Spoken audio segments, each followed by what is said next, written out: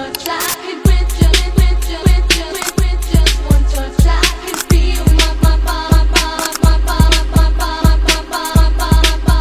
giving. Latar belakang, sistem demokrasi Indonesia telah berevolusi dari parlementer terpemimpin Orde Baru atau Pancasila otoriter hingga era reformasi atau demokrasi Pancasila terbuka yang ditandai oleh pemilihan umum atau pemilu langsung, kebebasan berpendapat, otonomi daerah, dan supervisi hukum. Meskipun dinamikanya masih kompleks dengan tantangan seperti polarisasi, korupsi, dan menjaga persatuan dalam keragaman, namun tetap berprinsip pada kedaulatan rakyat dan nilai-nilai Pancasila. Oke, selanjutnya yaitu sistem demokrasi Indonesia. Indonesia mempunyai 3 fase sistem demokrasi, yaitu yang pertama pada tahun 1945 sampai dengan 1959, yaitu demokrasi parlementer. Sistem demokrasi parlementer ini yaitu sistem multipartai dengan kabinet yang bertanggung jawab pada parlemen, seringkali tidak stabil, terus dia memuncak pada pemilu 1955.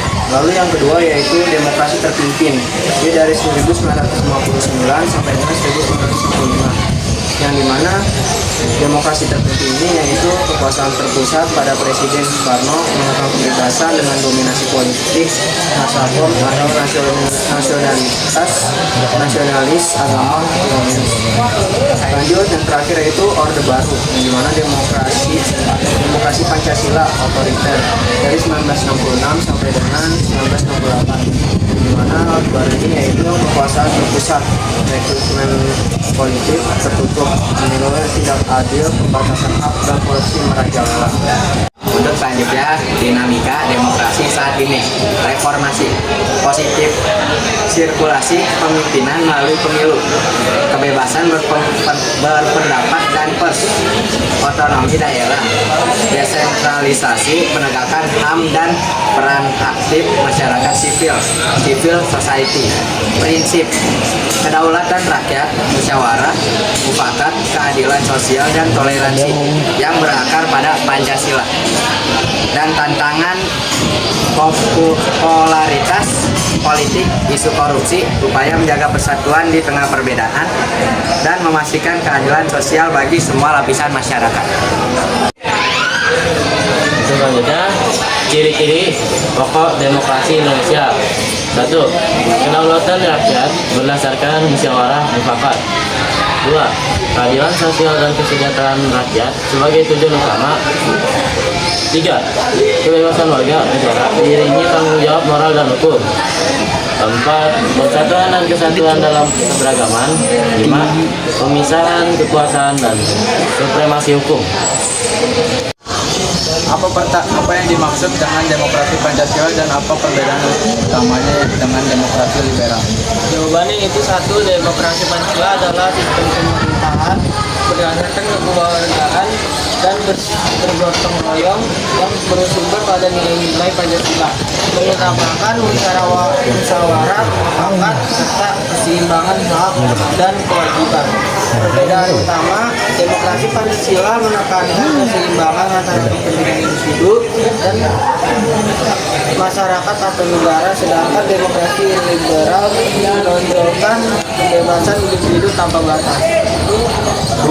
Bagaimana dinamika perkembangan demokrasi di Indonesia dari masa Orde Lama, Orde Baru, hingga Orde era Reformasi? Untuk jawabannya itu Orde Lama 1950 atau 1965.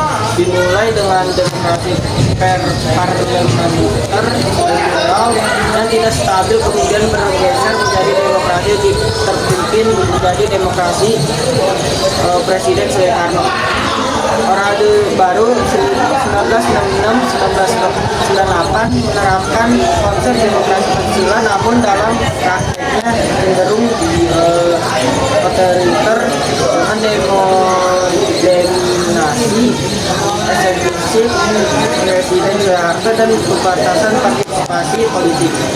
Era reformasi 1998 sampai sekarang pengambilan kedaulatan ke tangan rakyat melalui pemilu, demokrasi, kebebasan berpers, pembatasan masa jabatan presiden dan penguatan otonomi daerah. Apa saja tantangan terbesar dalam menegakkan supremasi hukum di tengah kehidupan demokrasi Indonesia saat ini?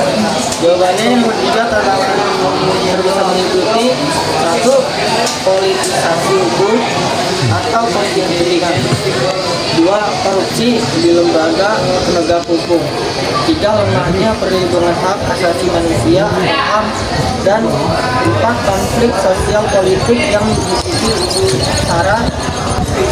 Bagaimana upaya yang harus dilakukan untuk mengatasi praktik politik uang atau money politik yang mengancam integritas pemilu? Oke, nomor 4, jawabannya itu upaya yang diperlukan: satu, pendidikan politik yang masif kepada pemilih; dua, penegakan hukum atau tindakan tegas oleh Bawaslu dengan penegak hukum tanpa tebang pilih; tiga, transparansi dana kampanye; dan empat, reformasi sistem pemilu agar biaya politik jadi lebih murah. Bagaimana implementasi konsep desentralisasi atau otonomi daerah dalam meningkatkan kualitas demokrasi di tingkat lokal?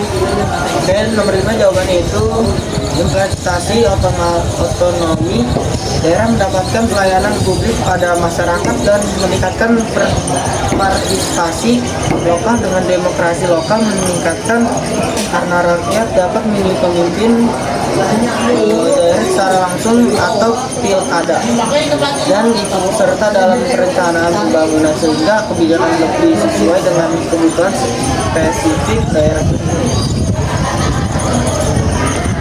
Jadi kesimpulannya adalah demokrasi Pancasila merupakan sistem demokrasi yang sesuai dengan bangsa Indonesia karena menempatkan musyawarah, keadilan, dan kepentingan bersama. Perkembangan demokrasi Indonesia mengalami dinamika Orde Lama, Orde Baru, hingga era reformasi yang semakin terbuka dan partisipatif. Namun, tantangan seperti namanya supremasi hukum dan praktik politik uang masih menjadi ancaman serius bagi kualitas demokrasi.